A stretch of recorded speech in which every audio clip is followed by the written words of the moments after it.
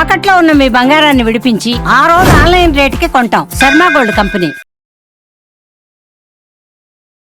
నమస్తే, మీరు చూస్తుంది సుమన్ టీవీ. నేను మీ కీర్తి.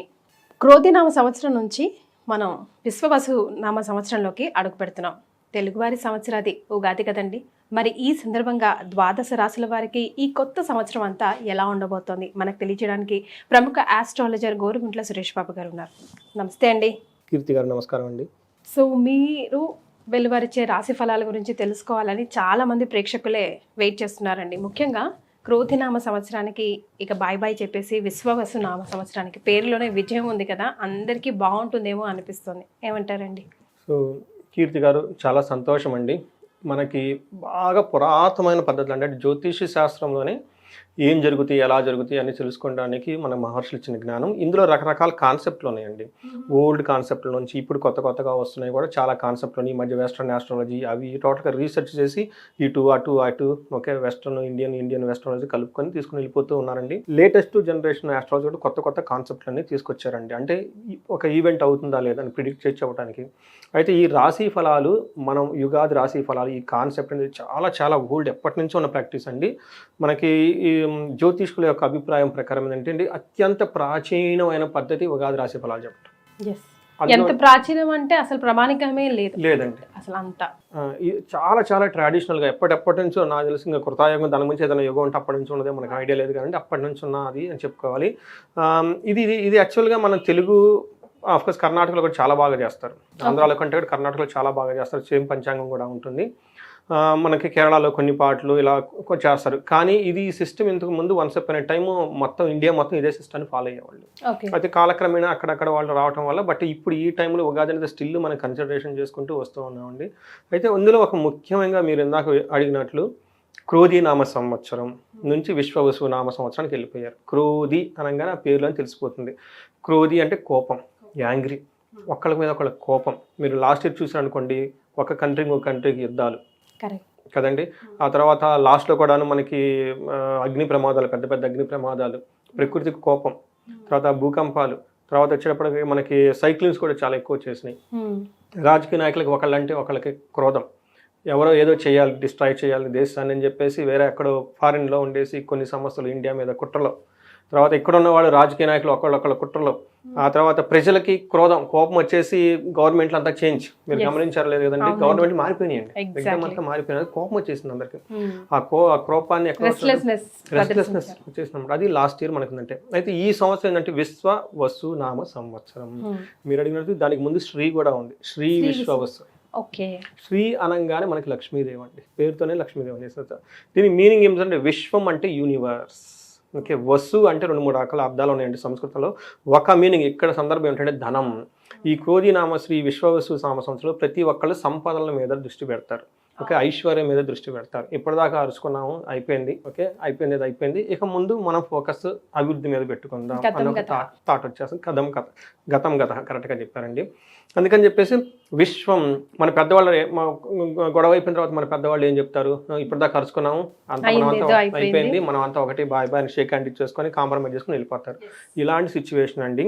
ఏం చెప్తారంటే విశ్వం వసు అంటే మనం ఇంత పెద్ద యూనివర్స్లో ఉన్నాము, మనం అంతా ఒక్కటి అనే దానికి ఒక సింబాలిక్ ఇస్తుంది. అవునండి. తర్వాత ఏం చెప్తారంటే వసు అంటే సంపద. ఓకే, విశ్వం అంతా సంపదమయమే, మనకి ఏదో రాలేదని కోపడుకోవద్దు, ఇంకా చాలా ఉంది, అదని వదిలేసి ముందుకెళ్ళిపోండి అన్న ఒక కాన్సెప్ట్ ఉంటుంది. విశ్వ అంటే ఇంకొక మీనింగ్ కూడా ఉంది. వసు అంటే అందమైన అమ్మాయి, యంగ్ గర్ల్ అని కూడా చెప్తూ ఉంటారు అనమాట. ప్రపంచం అంతా బ్యూటిఫుల్గా ఉంది, ఎక్కడో ఏదో లేదని చెప్పేసి గొడవ పడవద్దు, అందరూ ముందుకెళ్ళాలనే ఒక సింబాలిక్తో ఈ శ్రీ విశ్వవసు నామ సంవత్సరాన్ని కాయిన్ చేసి మహర్షులు పెట్టారండి. దీని వెనక పురాణ గాథ ఏమిటంటే మనకి 60 సంవత్సరాలు ఉంటాయండి. ఈ 60 సంవత్సరానికి ఒక్కొక్క సంవత్సరానికి ఒక్కొక్క పేరు ఉంటుందండి. ఈ పేర్లు 60 నారద మహర్షి యొక్క సంతానం. అవునా అండి? ఇది చాలా మంది తెలియదండి. సో నారద మహర్షికి సంతానం ఉంటారు 60 మంది. వాళ్ళు 60 మంది చనిపోతారు. చనిపోయిన తర్వాత నారద మహర్షి ఎప్పుడు నారాయణ అని జపం చేస్తూ ఉంటాడు. నారాయణ అని జపం చేస్తే నీకు నాకు పుత్ర సంతానం పోయారు, శోకం ఏంటి ఇది. అప్పుడు ఆయన చెప్తారు, మీకు ఈ రోజు నుంచి వాళ్ళు మళ్ళా బతుకుతారు, ఇంకెప్పుడు చనిపోరు వాళ్ళు. 60 సంవత్సరాలుగా వాళ్ళు కాలచక్రంలో తిరుగుతూ ఒక్కొక్క సంవత్సరాన్ని వాళ్ళు జాగ్రత్తగా చూసుకుంటూ ఉంటారు సృష్టిని. ఎందుకంటే ఈ సృష్టిని కాపాడాల్సింది అంటే మనకంటే సృష్టి లయ కారణం అని చెప్తారు చూడండి. పుట్టడం ఒకటి, దాన్ని సస్టైన్ చేయడం ఒకటి, డిస్ట్రాయ్ ఒకటి. విష్ణుమూర్తి యొక్క ఆయన మెయిన్ రెస్పాన్సిబిలిటీ ఏంటంటే దీన్ని నిలబెట్టుకోవాలి. సో ఈ నాతో పాటు ఉండేసి ఈ 60 మంది మహర్షులు కూడాను ఈ సృష్టిని అంతా కాపాడుతూ ఉంటారు, సస్టైన్ చేస్తూ ఉంటారు. ఒక్కొక్క సంవత్సరం ఒక్కొక్కళ్ళు రిప్రజెంటేషన్ అని చెప్తారు అంటారు. అందులో ఇప్పుడు వచ్చేప్పటికి నారద మహర్షి యొక్క సంతానం, ఆయన పేరు శ్రీ విశ్వవసునామ, ఆయన సంతానం పేరు. అది మనం చూసుకుంటున్నాం. ఈ సంవత్సరం యొక్క మీనింగ్ మనం ఎలా ఉండాలంటేనండి, విశ్వం చాలా పెద్దది, ఈ విశ్వంలో అన్ని సంపదలు మనకు ఉన్నాయి, అందులో మనం ఉన్నాం, మనం దేనికి బాధపడకూడదు, ఓకే, బ్యూటిఫుల్గా ఎంజాయ్ చేయాలి, ఎవ్రీథింగ్ ఇస్ అ పాజిటివ్ అన్నట్లు పీపుల్స్ మైండ్ ఉంటుంది. కాబట్టి అండి ఇది శ్రీ విశ్వవసునామ సంవత్సరం. సో ఇలాంటి శ్రీ విశ్వవసునామ సంవత్సరంలో మీలాంటి సీనియర్ యాంకర్ గారితో నేను రాశి ఫలాలు పంచుకోవడం అదృష్టం. అలానే మనకి ఈ వెన్యూ ఇచ్చిన సుమన్ టీవీ వాళ్ళకు కూడాను, తర్వాత చూసే ప్రేక్షకులకు కూడాను శ్రీ విశ్వవసునామ సంవత్సరంలో ప్రతి ఒక్కరికి ఎలా ధనం ఉంటుందో, వీళ్ళు కూడా వాళ్ళ ఇంటి అష్టైశ్వర్యాలు ప్రతి ఒక్కరికి నిండాలని చెప్పేసి మనం కోరుకుంటూ ఈ సిరీస్ని స్టార్ట్ చేద్దాం. ఎస్, ఏదైనా చిన్న ఆపదున్నా, ఏదైనా కొంచెం మంచి జరగబోతున్నా, ఇదిగోండి ఇది ఇలా వెళ్ళండి అని అడుగులు వేయిస్తూ మీతో పాటు నడిపిస్తూ తీసుకెళ్తున్నందుకు ముందుగా ధన్యవాదాలండి. మరి ఈ కొత్త సంవత్సరం తెలుగువారి సంవత్సరాది ఉగాది విశ్వవసునామ సంవత్సరంలో కర్కాటక రాశి వారికి ఎలా ఉండబోతోందండి? సో మనం శ్రీ విశ్వవసునామ సంవత్సరంలో కర్కాటక రాశి వాళ్ళు కనుక చూసుకుంటే ఇలా లైఫ్లో టర్నింగ్ పాయింట్ అనుకోవాలి చెప్పాలండి. మన పేరు విశ్వవసు అనగానే యూనివర్స్ అంతా ధనమయం, యూనివర్స్ అంతా అద్భుతమైన మయం, దీని యొక్క పేరే మీనింగ్ అట్లా. అలాగే వీళ్ళ జీవితం కూడా అద్భుతమయం కాబోతుందండి. దానికి ఒక సింపుల్ రీజన్ ఏమంటేనండి, ఇప్పటిదాకా వీళ్ళు అష్టమ శనితో బాధపడి ఉన్నారు, దాని నుంచి విముక్తి వస్తుంది. సో ఇప్పటిదాకా పడిన బాధల నుంచి ఫుల్ స్టాప్ వచ్చేసి కొత్త లాభేకత రాబోతూ ఉన్నారు. అది దాన్ని చెప్పుకునే ముందు ఇంకొక కొన్ని ఇంట్రెస్టింగ్ కూడా ఉన్నాయి వీళ్ళ గురించి చెప్పుకోవాలంటే. ఫస్ట్ కర్కాటక రాశి వాళ్ళు కనుక చూస్తే ఇందులో ఉన్న నక్షత్రాలు పుష్యమి 4 పునర్వసు 4 పాదం, పుష్యమి 1, 2, 3, 4 పాదాలు, ఆశ్లేష 1, 2, 3, 4 పాదాలంతా కర్కాటక రాశిలో ఉంటారు. పేరు బలం కనుక మనం చూసుకుంటే హీ, హూ, హే, హో, డా, డి, డు, డే, డో, ఈ అక్షరాలు మోరాలస్ ఇదే సౌండ్తో ఉన్న వాళ్ళంతా కూడాను మనకి కర్కాటక రాశి కింద వస్తారండి. అయితే మనకి కందాయ ఫలాలు అని చెప్పుకుంటారు అనమాట. దీని ప్రకారం కనుక చూసుకుంటే ఆదాయము, వ్యయము, రాజ్యపూజ్యము, అవమానం, ఈ ఫిగర్స్ చాలా ఇంట్రెస్టింగ్గా ఉంటాయి. ఫస్ట్ వీళ్ళకి ఆదాయం 8, వ్యయం 2. ఓకే, చూడండి ఆదాయం చాలా బాగుంది. తర్వాత రాజ్యపూజ్యం 7, అవమానం 3. ఇది కూడా బాగుంది. యాక్చువల్గా లాస్ట్ ఇయర్ ఈ ఫిగర్స్ ఉల్టా వాళ్ళకి. లాస్ట్ ఇయర్ అంతా ఉల్టా ఉండింది. ఇప్పుడు తిరిగి పడిపోయినాయి, కొంచెం యూనివర్సల్ ఉపశమనం కలిగించింది వీళ్ళకి. అవునండి. ఆదాయం ఇప్పటిదాకా జాబులు కనుక ఏమైనా లేని వాళ్ళు, జాబులు పోగొట్టుకున్న వాళ్ళు, తర్వాత బిజినెస్ లో సరిగ్గా లేని వాళ్ళు, అప్పుల బాధతో ఉన్న వాళ్ళంతా ఈ ఉగాది పండుగ తర్వాత వాళ్ళకి ఈ విశ్వవసు ఆ పేరులోనే ఉందండి. ఓకే, రిచ్నెస్ అనమాట. వసు అంటే ఏమంటారండి, రిచ్, సంపద. ఆ సంపద, విశ్వం అంత సంపద వీళ్ళకి రావాలి. సో అందుకని ఆదాయం 8, వ్యయం 2, రాజ్యపూజ్యము 7, అవమానం 3. సో ఇది వాళ్ళకి మనకి ఇప్పుడు చెప్పుకున్న ఫిగర్స్ అని చాలా పాజిటివ్గా ఉంది. 2 మనకు ఇంకొక ముఖ్యమైన విషయం ఏంటంటే వీళ్ళకి గ్రహ స్థితిని కనుక చూస్తే శని మీనరాశిలో ఉన్నారండి, గురువు మిథున రాశిలో ఉన్నారు, రాహు కేతువులు కుంభంలోను, తర్వాత కేతు సింహరాశిలో ఉన్నారండి. ఈ యొక్క గ్రహ స్థితిని బట్టి మనం కనుక చూసుకుంటే వీళ్ళకి ఎలా ఉండో చూద్దాం. ఏ లెటర్స్ వాళ్ళు దీంట్లోకి వస్తారో చెప్పలేదు. హీ, హూ, హే, హో, డా, డి, డు, డే, డో, ఈ లెటర్స్ వాళ్ళు కూడా మన కర్కాటక రాశి వస్తారండి. సో ఈ యొక్క గ్రహస్థితిని కనుక మనం పెట్టుకొని చూసుకుంటే వీళ్ళకి ఓవరాల్గా ఎలా ఉంటుందంటేనండి, కొన్నిసార్లు చాలా బాగుంటుంది, కొన్నిసార్లు కొంచెం ఇబ్బంది పడే అవకాశం ఎక్కువగా ఉంటుంది, కొంచెం అప్స్ అండ్ డౌన్స్తో కలిసేసి ఎక్కువగా ఉండే అవకాశం ఎక్కువగా ఉంది. అయితే ఎలా ఉంటుందంటేనండి, ఫస్ట్ వీళ్ళకి హెల్త్ కాంప్లికేషన్స్ ఉండే అవకాశం ఎక్కువగా ఉంటుంది. తర్వాత భయం కలిపే సిచ్యువేషన్స్ ఎక్కువగా ఉంటాయి. ఏదో ఒక దాంతో పీడించబడినట్లు హెల్త్ రిలేటెడ్ విషయాలు బాధపడే అవకాశం ఎక్కువగా ఉంటుంది. రెండో ఇంట్లో ధనం ఉండటం, కేతు ఉండటం వల్ల కొంచెం ధనం వస్తూ పోతూ ఎక్కువ ఉంటుంది అనమాట. అంటే ఏది కొంచెం స్థిరంగా లేకుండా ఉండే అవకాశం ఎక్కువగా ఉంది రాబోయే పరిస్థితి. మనం బేసికల్గా శని యొక్క వీళ్ళకి చాలా రిలీఫ్ చేయబోతున్నాడండి. అష్టమ శని నుంచి చాలా మందికి ఈ పండగ తర్వాత చాలా బాగుంటుంది. ఎందుకంటే వీళ్ళ దగ్గర నాకు చాలా ఇంతకుముందు వీడియోస్లో కూడా చెప్పాను నేను, 10 కాల్స్ వస్తే 2 లేదా 3 కాల్స్ ఈ కర్కాటక రాశి నుంచి వస్తాయి. ఆశ్లేష నక్షత్రం కానివ్వండి, అందులో వేరే ఏ నక్షత్రం ఉన్నా కానివ్వండి, ఆ 3 నక్షత్రాలకు సంబంధించిన వాళ్ళు ఎక్కువ ఫోన్లు చేస్తూ ఉంటారు. ఎక్కువ ఈ సంవత్సరానికి ఆశ్లేష నక్షత్రం వాళ్ళు చాలామంది ఫోన్లు చేశారు నాకు. తర్వాత వీళ్ళకి ఏలినాటి శని ఎలాంటి ఇబ్బందులు పెట్టిందంటేనండి, ఒకసారి సమరి అంటే ఇంక వాళ్ళు పాపం దీని నుంచి రిలీఫ్ వచ్చేస్తున్నారు కదండి, రిసీవ్ చేసుకోవచ్చు అనమాట, నా లైఫ్లో జరిగినాయా లేదా ఏంటని చెప్పేసి. ఫైనాన్షియల్గా బాగా ప్రాబ్లం. తర్వాత కొంతమందికి డైవర్స్లు అవ్వటం, ఓకే, సూసైడ్లు అటెంప్ట్ దాకా వెళ్ళిపోవటము, అవమానాలు జరగటము, నమ్మక ద్రోహాలు జరగటము. సో ఎక్కడికి ఏ ప్రకారం వెళ్ళినా కానీ ఎక్కడ అభివృద్ధి లేకుండా అలా కుంటిపడిపోయింది లైఫ్ అంతా. ఓకే. లాస్ట్ ఇయర్ సంగతి లాస్ట్ 2.5 years. 2.5 years.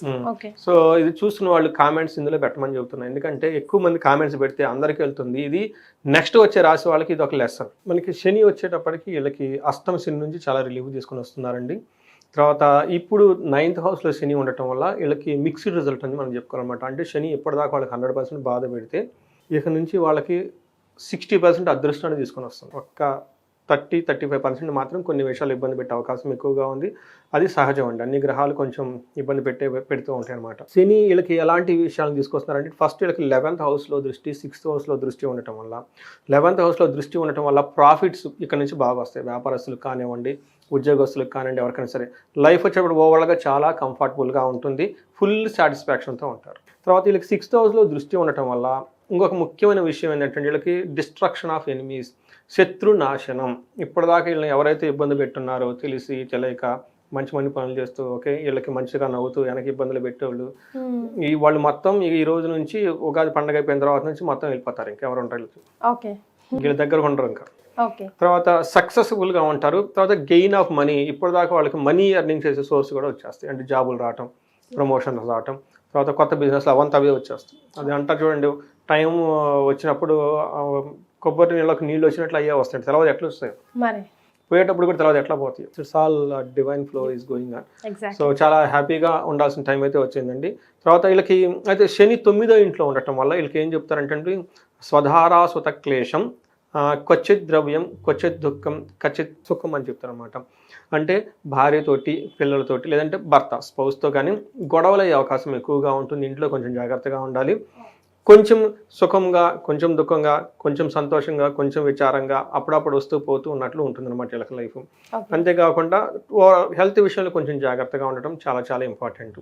ఇది శని దాదాపు ఒక 60% చాలా బాగా సపోర్ట్ ఇస్తున్నారని, ఏళ్ళనాటి నుంచి బాధలు పోయే, అష్టమ శని నుంచి బాధలన్నీ పోయే అవకాశం పోతున్నాయి, అవకాశం పోయి చక్కగా అదృష్టం తీసుకొని వస్తున్నారు అనమాట.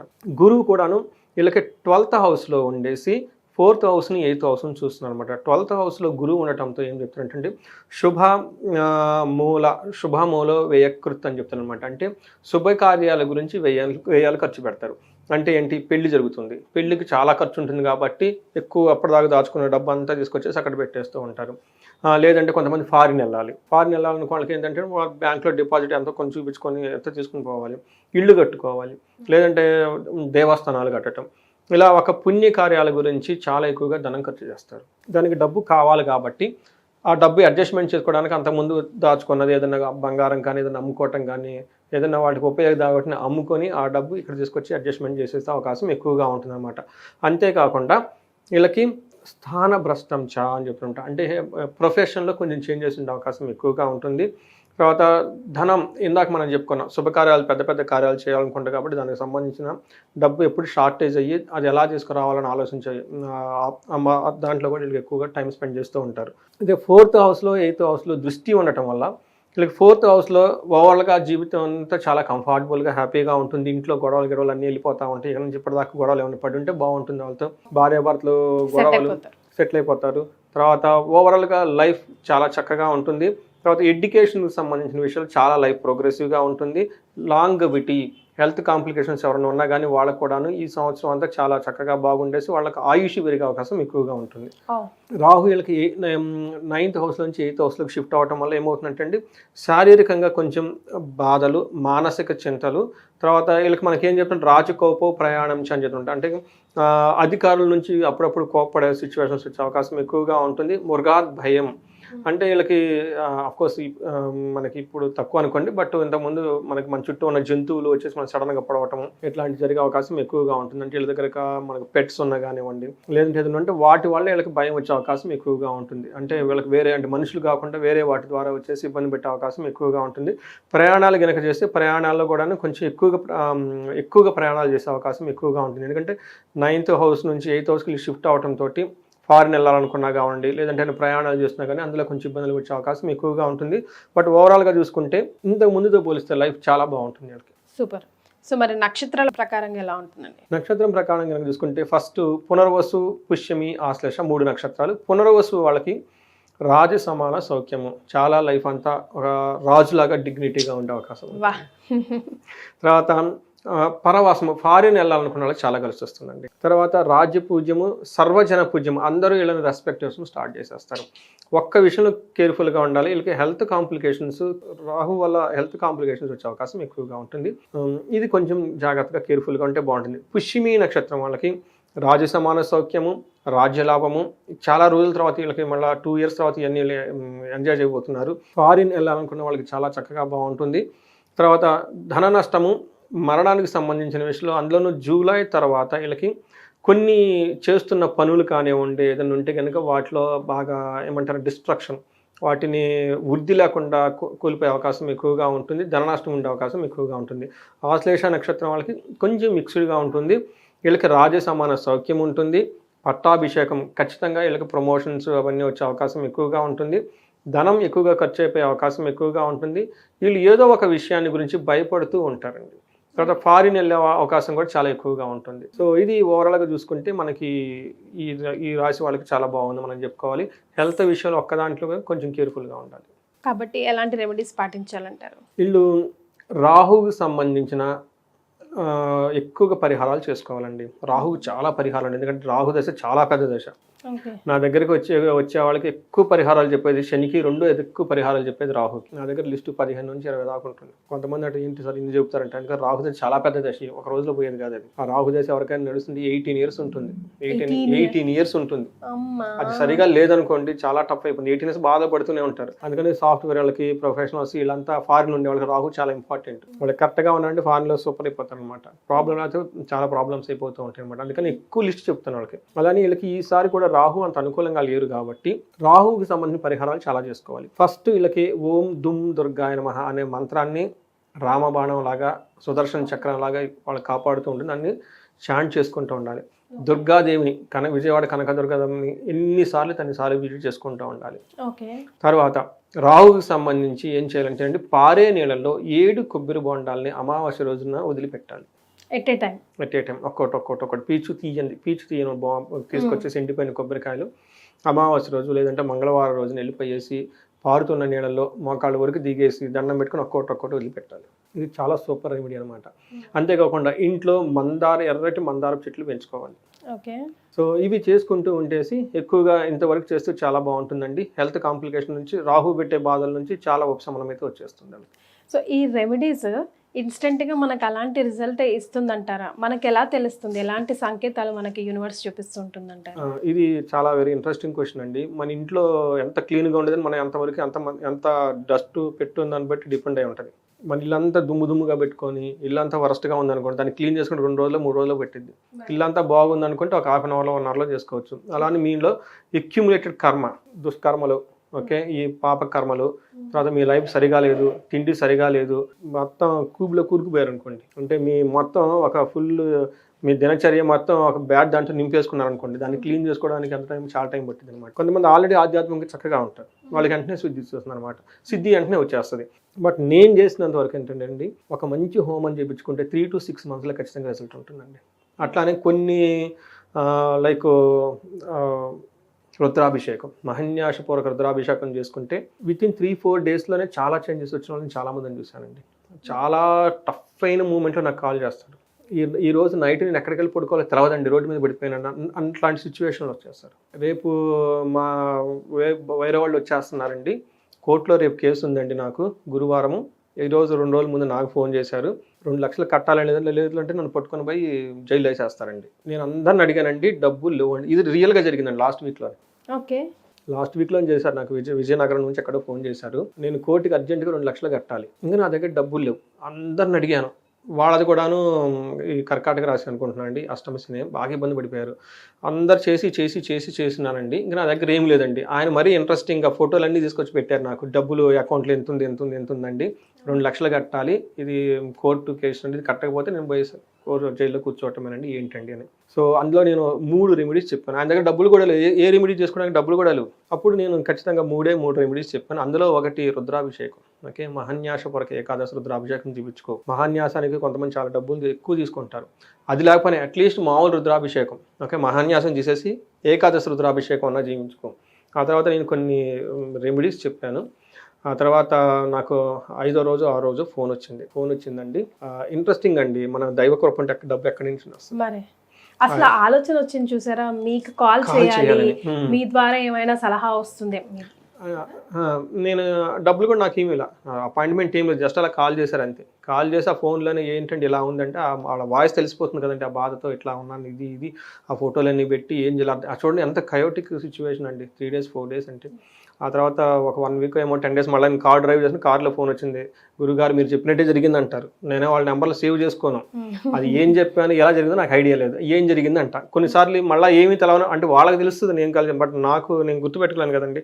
వాళ్ళు వెంటనే ఫోన్ చేసి మీరు చెప్పినట్టు జరిగిందండి, నాది ప్రాబ్లం అంతా పోయిందంట. నేను ఏం చెప్పాను, ఏం ప్రాబ్లం పోయిందో నాకు గుర్తులేదు ఆ టైంలో. ఏంటంటే అంట, లేదండి మొన్న మీకు ఇలా చేశానండి రాత్రిపూట, నాకు అర్జెంటుగా 5 లక్షలు డబ్బులు కావాల్సి వచ్చినాయండి, లేదంటే మీరు చెప్పిన పరిహారాలు కరెక్ట్గా వర్క్ అయినాయండి. మా ఓల్డ్ క్లయింట్ ఎవరో ఎప్పుడో 2 ఏళ్ల క్రితం 3 ఏళ్ల క్రితం డబ్బులు తీసుకొని ఫారిన్ వెళ్ళిపోయారంట. ఓకే, ఏమండి మాకు అప్పుడు డబ్బులు ఇవ్వలేదండి, నాకు ఇప్పుడు పని కావాలండి, ఆ పని కొత్త పనికి 2 కలిపి అడ్వాన్స్ ఇచ్చారండి, రేపు అనంగా ఈరోజు వచ్చేసినాయండి, ఇంకా చాలా సంతోషం అండి, ఇంకేం చేయమంటారు అది అడిగారు. ఇంకా డిఫరెంట్ ఇష్యూ అనుకోండి. ఏమైందంటే అండి, ఒక్క రెమెడీ రుద్రాభిషేకం పవర్ఫుల్ అండి అసలు. అదే who is doing with whom you are sitting అనేది కూడా ఇంపార్టెంట్ కదా, ఎవరి చేత చేయించుకుంటారు, ఎవరి ఆధ్వర్యంలో చేయించుకుంటున్నారు అన్నది కూడా చాలా ఇంపార్టెంట్ అండి. ఫస్ట్ గురువు డైరెక్షన్ ఇవ్వాలండి, ఇలా ఇల్లు అంటే వెళ్ళిపోవాలండి.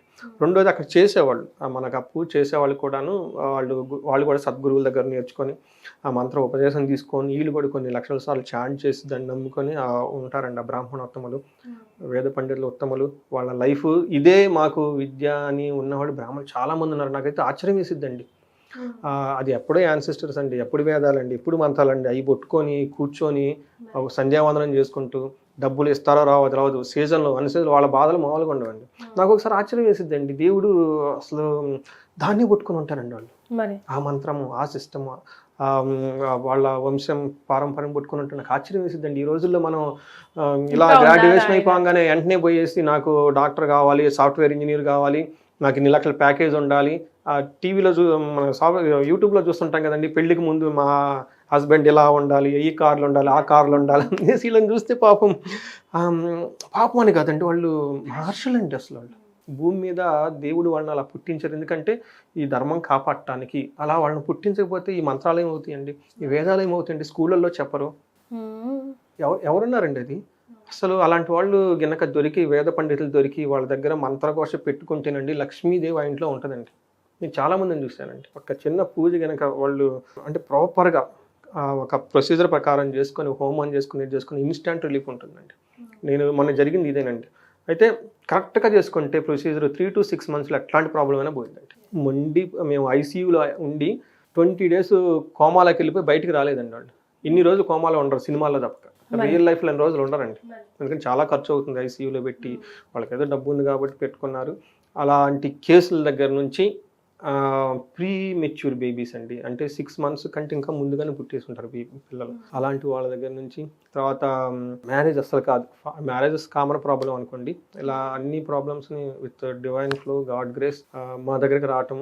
అవి నేను తర్వాత మా దగ్గర బ్రాహ్మణోత్తములు కొంతమంది ఉన్నారు, వేద పండితులు ఉన్నారు, వాళ్ళ దగ్గర దివ్య దృష్టి ఉంటుందండి. వాళ్ళ ద్వారా కలిసి చర్చించుకొని ఒక మంచి ముహూర్తం పెట్టుకొని వాళ్ళని తీసుకొచ్చేసి చేస్తే అద్భుతమైన రిజల్ట్స్ వాళ్ళకి వచ్చాయి, మాకు. ఎందుకంటే ఒక లోన సోల్ ఏడుస్తుంటుందండి. తర్వాత ఒక మనిషి ఎప్పుడు ఏడుస్తాడండి, ఎంత బాధపడితే ఏడుస్తారండి.